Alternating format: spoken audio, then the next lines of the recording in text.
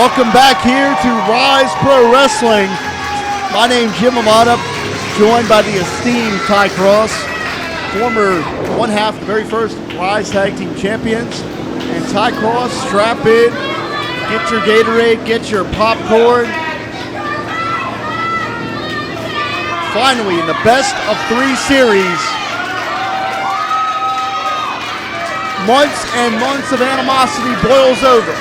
The score is 1-1, but it is 25 minutes, the number that these two have to be concerned with, because it will be a 25-minute Iron Man match to finally settle the score. Once former friends, once former Ryse Tag Team Champions, now very, very bitter enemies.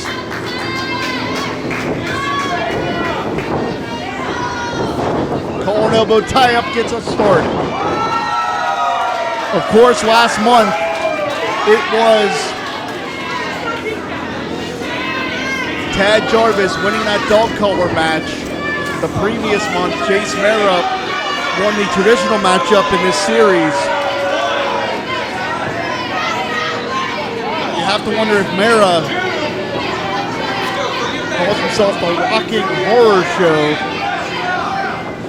He wants to use some of those mind games, some of that psychological warfare, because he knows these two are in it for the long haul. Absolutely. If he wants to take his time, he could try to end this contest 1-0. There's no rush if you have a solid game plan to try to get these pinfalls in now, as long as you're safe, as long as you protect yourself. With as much hostility, oh man, right under the chin. Now you see again, smart move. You have the clock. Take the clock, roll to the outside. I really believe the key here is this. Mara wants to frustrate Tad Jarvis, because we know that Tad Jarvis has been chomping at the bit to tear Jace Mara apart, since it was Mara that stabbed Jarvis in the back after this team lost those tag team championships. That's one thing I'm glad never happened to Edric and myself. We never turned on each other. Even no matter how frustrated teammates can be, you lose titles. Well, it shows you that Jace Mara, he revealed his true colors. Was he ever truly Tad's friend? At the end of the day, the only thing that Jace Mara cared about was the championship. Now, to be fair, when I lost the tag team championships in 2019, I walked away completely. Oh man, boxing the ears. And you can feel the animosity. The atmosphere in this building shifted very, very noticeably when these two stepped inside those ring ropes. Big mid-ring collision. And again, I think you can see the personal hatred absolutely in the eyes of both of these athletes. Look at that, look at this. Look at the smirk, the scowl on the face of Jace Mara.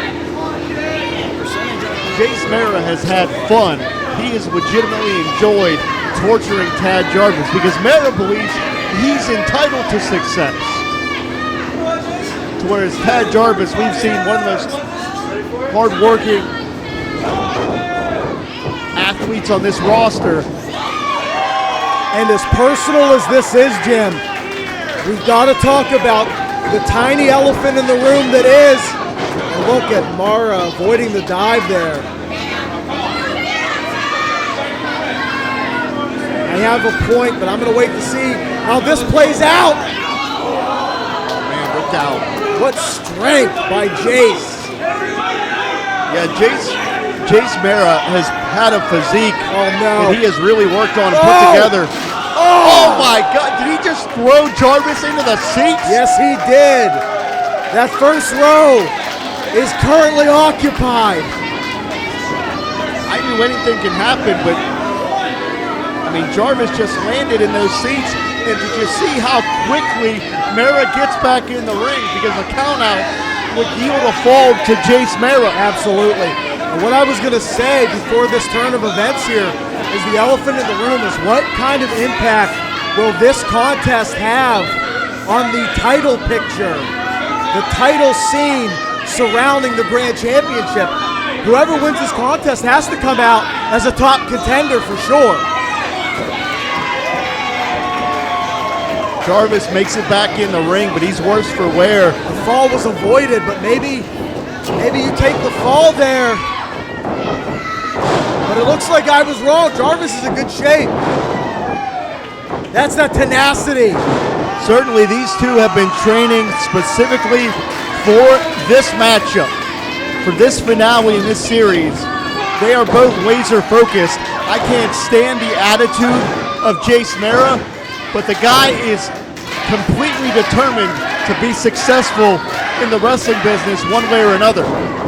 Went for the spear. No. Too much momentum that carried him all the way through to the buckle. High angle German.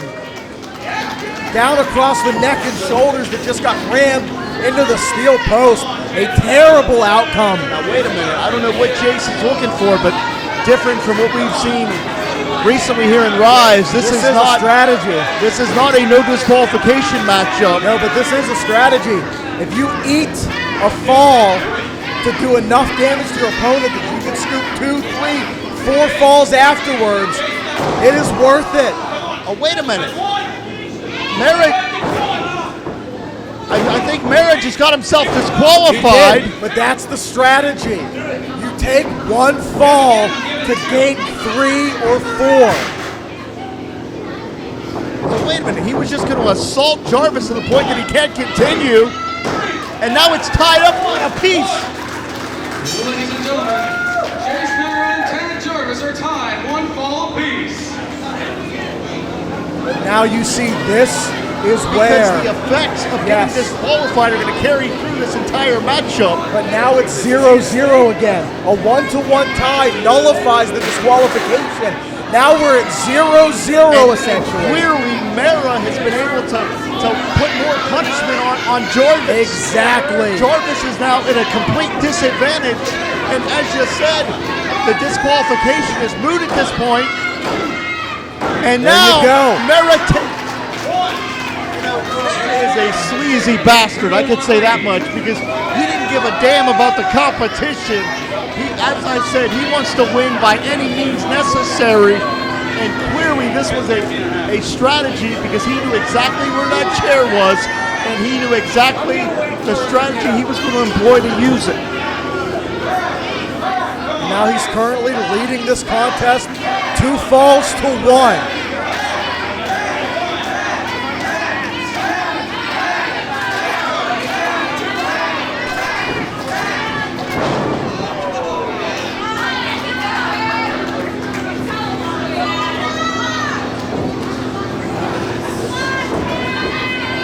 Ty, I hate to doubt Tad Jarvis because we know that he gives everything he has. He gives all his effort, but he's in a bad way here. I don't know if physically he's going to be able to continue. You don't have to love the strategy to agree that it works. Oh, wait a minute. We're going to see it again. We're going to see it again like we saw in the dog collar match. He's going to waterboard his former friend and tag team partner. How is this not a disqualification? This is because this is pure torture, agonizing torture. Referee Bob Frost is putting down a 5 count. So Mera avoided the disqualification. And that was water to the eyes. I believe Tad Jarvis is fighting with a complete sense of urgency here. He realizes if he doesn't rally here, he's going to get hurt and hurt severely before this Iron Man matchup is over. Let's not forget Jace Mera winning 2 falls to 1 at this point. Oh no. Oh, you heard that? That was sickening. The smack of the flesh on the floor tells you that story. I believe we are under the 12-minute mark on this contest. I have to tell you, we've seen some very bitter rivalries throughout the nearly 9-year history of this organization. This has to rank among them as perhaps the most bitter feud of them all.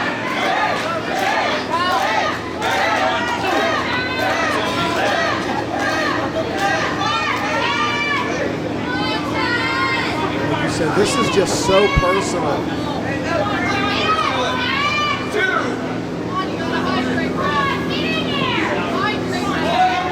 And again, I believe that Jace Mera is looking for a count out. Because we've already seen that Mera doesn't care how he wins this matchup. He just wants bragging rights for the rest of his Ryse career. That he was, quote unquote, the better man of the tag team between Mera and Jarvis. Now the back gave out. It was those chair shots. It's the strategy working once again, paying dividends deeper and deeper into this matchup. And that's what we were talking about. Because clearly Jarvis has been at a disadvantage since that attack with that chair. And that disadvantage was a part of the sinister plan of Jace Mera, which shouldn't be a surprise to any of us because Jace Mera prides himself on being an aficionado of serial killers. I don't think Tad Jarvis even considers himself a game planner. He's a very reactionary competitor. He wrestles from in here. He wrestles from the heart and the soul. So I doubt that he came into this with any sort of structured plan, but you can see how it can come back to bite you. But this is what I was talking about. This is that heart and soul, that fight, the heart of the stronghold, fighting back here. And Jarvis got him up that time. A lot of guts from Jarvis fighting through the pain. You can see the pain etched on his face with the determination in his eyes. The neck breaker though, and no one home. Jace hung on. And that's part of the story here too, because these two know each other so well from that former tenure as Ryse Tag Team Champions. It really makes me wonder, what is it going to take to truly end this thing? Because someone's career may end up very, very short before this night's over.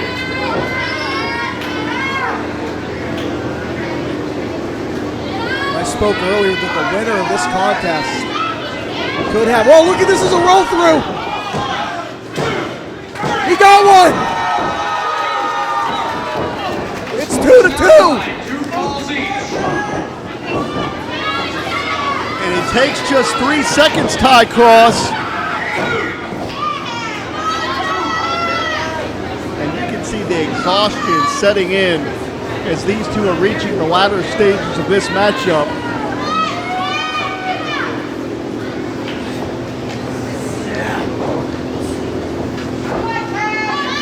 What an awful day to have to wrestle a 25-minute Iron Man match.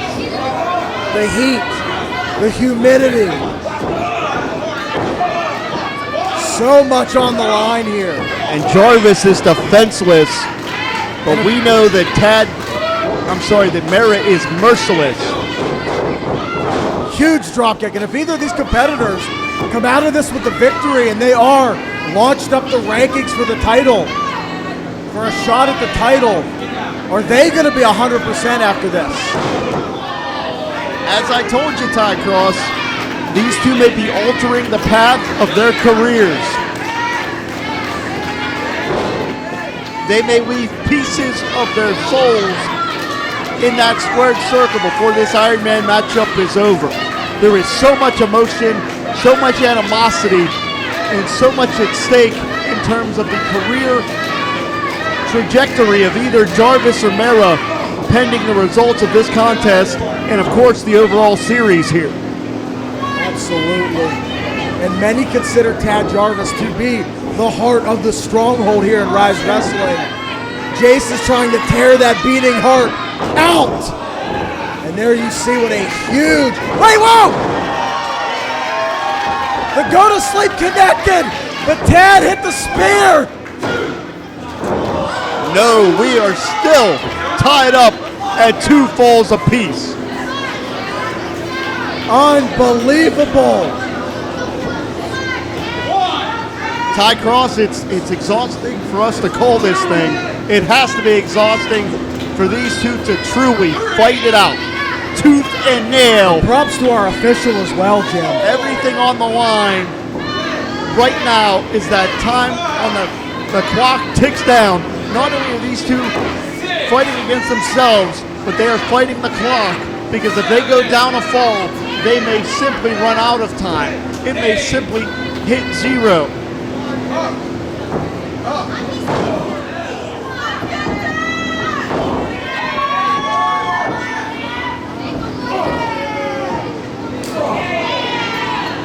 Now as we close in on the 5-minute mark,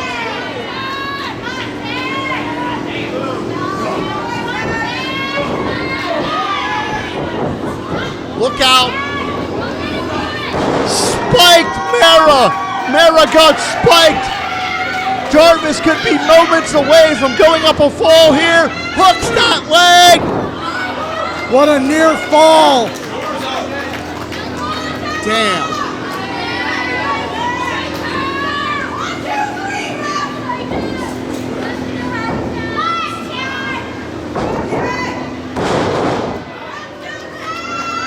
Again, I'm going to go back to the pain that is etched on the face of Jarvis. Remaining in this matchup. And at this point, we're getting into the 7th inning stretch here. We're heading towards the final moments of this matchup. The winner of not only this best of 3 series, but of this rivalry will be decided in the next 5 minutes. Mara perched.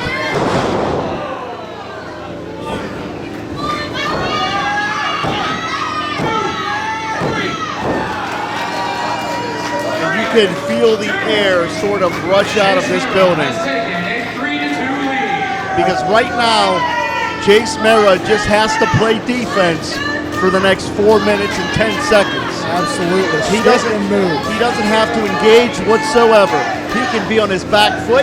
He can be on his bicycle. You may not like the strategy, but that's how he can win this thing. Because he does not have to pin, submit, or hope for another fall within the next few minutes, because he's ahead on points. He's quite literally ahead on the scorecards in this best of 3 series. You're exactly right. And then on top of all of that, he just exposed the steel runner connecting the turnbuckle to the post. And of course, that was a distraction to hit a low blow. And the leg drop to follow.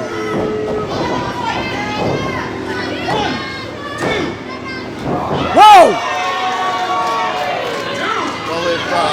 Mara would have gone up 2 falls, it would have been virtually impossible for Jarvis to make the comeback. So Jarvis has saved his chances, but those chances look very, very slim at this point. There's times when I think that the worse off Tad Jarvis is, the harder that fighting spirit fights. Reversal here, Mara hangs on. Oh man, Mara hit the floor that time. But Tad fell from that drop kick without any control over his body. He hit the mat so hard. Typically with that kind of leg lariat drop, single leg drop kick, you roll through, you control yourself on the way down. He hit the mat so hard because I just don't think there's anything left in Tad Jarvis.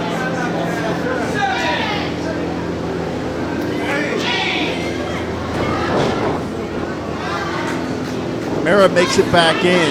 Gotta make sure you break up that count. We're closing in on the 2-minute warning, and Mara's still ahead. And that's what I was talking about. Tad hit that drop kick, but he just doesn't have the gas to recover. Shoulders down!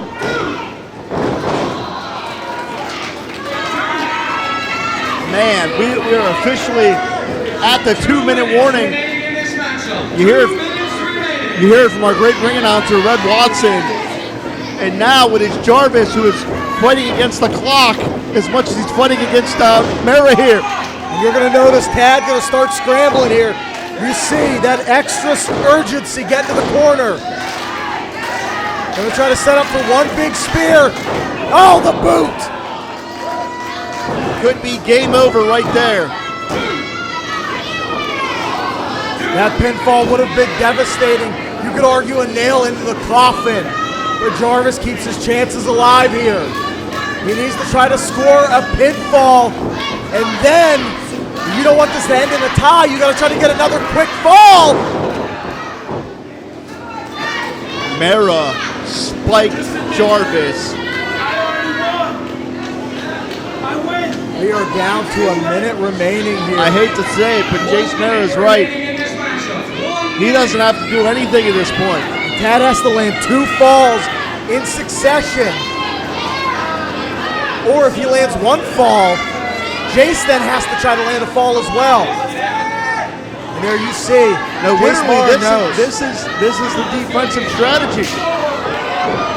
Mara was trying to avoid contact by hanging out on those ropes. But by being cocky, he put himself in a dangerous situation, and we're 30 seconds.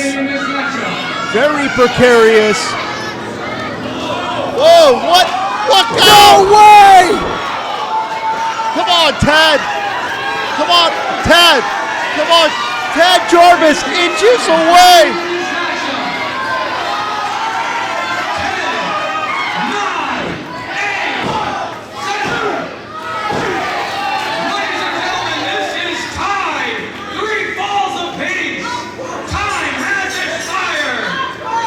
With seconds to spare, Jarvis tied it up, but what now? The result of this match is 8. Well, interim commissioner Dean Radford, Johnny Norris sustained an injury, signed over his commissionership to Dean Radford, one of the co-head trainers of the Stronghold. And I hate to put Dean on the spot, but what are you going to do?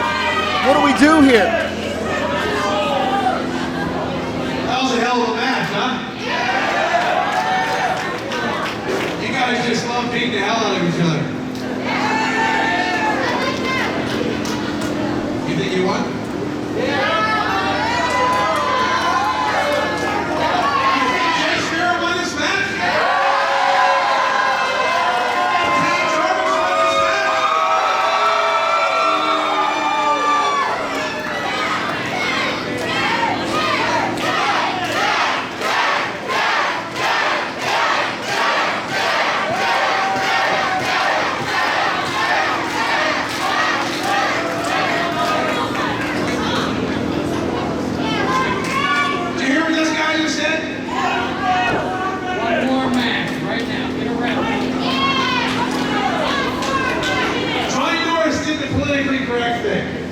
He gave you guys 3 matches in a great series. I, on the other hand, enjoy chaos. So here's what I'm going to do. 5 more minutes.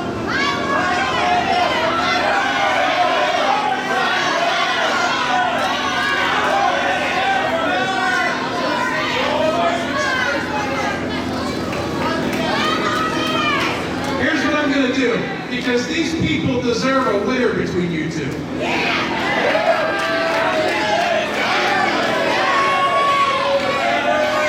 I'm going to do this. I'm going to put you in the main event of the Fayette County Fair on July 25th. Wow, what an announcement! And it's going to be a Fayette County bunkhouse brawl. I don't care if you fight in the horse pen and you rub his face in pig shit.